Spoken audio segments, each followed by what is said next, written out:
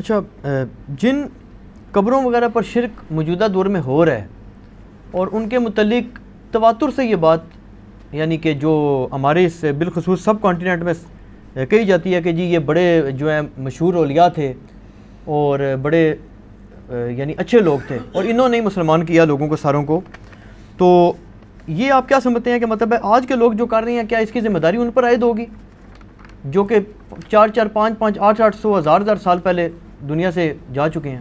دیکھیں جی، یہ جو 800 ہزار سال پہلے جا چکے ہیں نا جی، ان سے پہلے تو ہمیں ان بزرگوں کو پکڑنا چاہیے جو 800 سال والوں سے بھی پہلے 500 سال پہلے گزر چکے ہیں.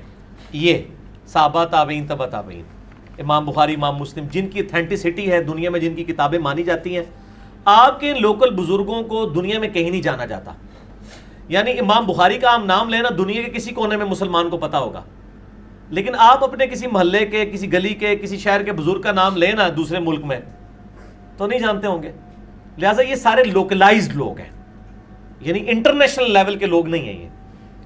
باقی رہا کہ ان کے عقائد کیا تھے، ہمیں اس کی ڈیٹیل میں جانے کی ضرورت نہیں. ان کی کتابیں جو ہم تک پہنچی ہیں وہ ٹیمپرڈ فارم میں بھی ہو سکتی ہیں، اس میں عقائد تو کتاب و سنت کے خلاف ہیں. ان کے بارے میں ہم اس لیے حکم نہیں لگا سکتے، وہ ہمارے سامنے موجود نہیں ہے. عین ممکن ہے ان کی کتاب ہی نہ ہو. کتنی گستاخانہ عبارتیں میں نے ہائی لائٹ کی ہیں مسئلہ 71B کے اندر، انڈیا اور پاکستان کے بزرگوں کی 19 گستاخانہ عبارات کا تحقیقی جائزہ. اگر ان کی یہ ضد ہے کہ یہ کتابیں ان کی ہیں تو یہ بڑا خطرناک معاملہ ہو جائے گا. ہمارا موقف یہ ہے کہ جو مر چکا ہے اپنے انجام کو پہنچ چکا ہے، اچھا یا برا اللہ تعالیٰ کے سپرد. ہم کسی کے بارے میں کوئی نیگیٹو بات نہیں کرتے اور کسی کے بارے میں ایسی پازیٹیو بات بھی نہیں کرتے کہ کل کو ہمیں اللہ کے حضور جواب دے ہونا پڑے.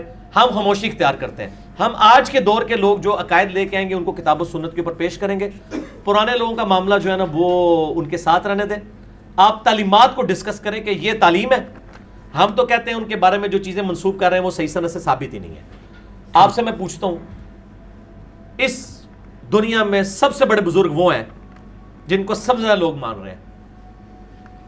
انسانوں میں وہ بزرگ کون ہیں؟ حضرت عیسیٰ علیہ نبی علیہ السلام.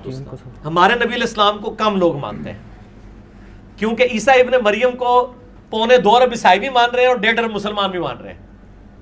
ان کے ماننے والے، ماننے سے مراد as a personality, as a profit جو بھی ہے اس میں ٹیمپرڈ فارم ملا رہا. لیکن دنیا میں سب سے زیادہ شرک کس کے نام پہ کھڑا ہوا ہے؟ عیسیٰ علیہ السلام کے نام. بیگوٹن سن آف گاڈ، گاڈ انکارنیٹس، یہ سارا کچھ بولا جاتا ہے. لیکن کیا عیسیٰ علیہ السلام کے بارے میں ہم یہ کہہ سکتے ہیں کہ نعوذ باللہ ان کی یہ تعلیمات تھی؟ قطعاً. اگرچہ ان کی طرف منسوب تعلیمات شرکیاں ہیں لیکن قرآن ان کے دفاع پہ کھڑا ہوا ہے. ٹھیک ہے، باقی کسی بزرگ کے بارے میں قرآن نہیں کھڑا ہوا، اس لیے ان کے بارے میں ہم خاموشی اختیار کرتے ہیں. عیسیٰ علیہ السلام کا ہم گج وج کے دفاع کریں گے وجیہاً فی الدنیا والآخرہ. اللہ نے قرآن میں کہا ہے لقد کفر الذین قالوا ان اللہ هو المسیح ابن مریم، بے شک وہ کافر ہے جو کہہ رہے ہیں کہ عیسیٰ ابن مریم جو ہیں وہ اللہ ہی تھے. وقال المسیح، جبکہ مسیح تو خود کہتے تھے یا بنی اسرائیل اعبدوا اللہ ربی وربکم، اے بنی اسرائیل عبادت کرو اس اللہ کی جو تمہارا بھی رب ہے اور میرا بھی.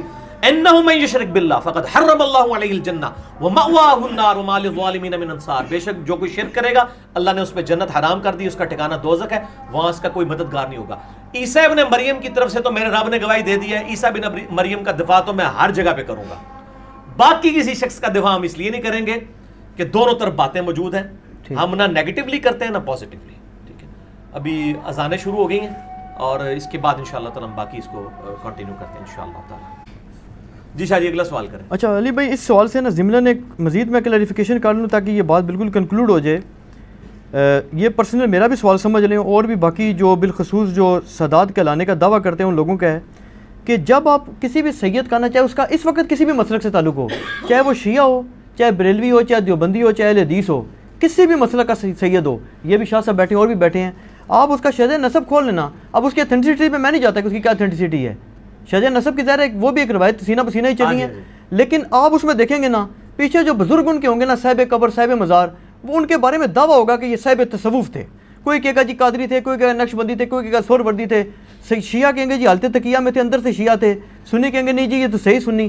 یہ کیا کنسیپٹ ہے؟ اس سادات میں سارے تصوف کہاں سے آ گیا؟ جی پہلی بات یہ کہ آپ کا یہ دعویٰ باطل ہے. شیعہ اہل تصوف کو مجرم سمجھتے ہیں، یہ آپ کو پتہ ہے؟ نہیں، وہ ان کے اس لیے کہ ان کے کمپیٹیٹر وہ ہیں. ان کے مجتہد کہتے ہیں لیکن سادات کسی کی آپ لڑی کھول لیں وہ پیچھے لڑی جو مرضی کھولتے رہے. پریکٹیکلی شیعہ اہل تصوف کو مجرم سمجھتے ہیں. وہ کہتے ہیں انہوں نے ہماری گدی کے اوپر قبضہ کیا ہے, ہماری یہ نقال تھے, اصل میں ہم وارث رسول ہیں. تو پہلی تو بات یہ, اس کا سب سے بڑا ثبوت یہ, مجھے بتائیں صوفیوں کے بس اس وقت دنیا میں سب سے بڑے اماموں میں سے امام مانے جاتے ہیں شیخ عبد القادر جیلانی. جی ہاں, ان کو شیعہ ماشاءاللہ جس طرح تبرہ بازی کرتے ہیں آپ کو پتہ ہے, اور ناسبی کہتے ہیں عبد القادر جیلانی کو, جی کیونکہ انہوں نے غنیت الطالبین کے اندر ایسے الفاظ لکھے ہیں کہ جس میں وہ بات اس طرف جاتی ہے, ٹھیک ہے نا, انہوں نے بہت غلو کیا ہے, ٹھیک ہے نا, اور بھی کئی چیزیں اس میں مطلب صحیح چیزیں بھی غلط بھی, ہم تو ہر شخص سے اختلاف رائے رکھتے ہیں. تو صوفیوں کے سب سے بڑے امام کو تو شیعہ سرے سے نہیں مانتے عبد القادر جیلانی کو رحمہ اللہ تعالی, تو باقیوں کو تو آپ چھوڑ دیں.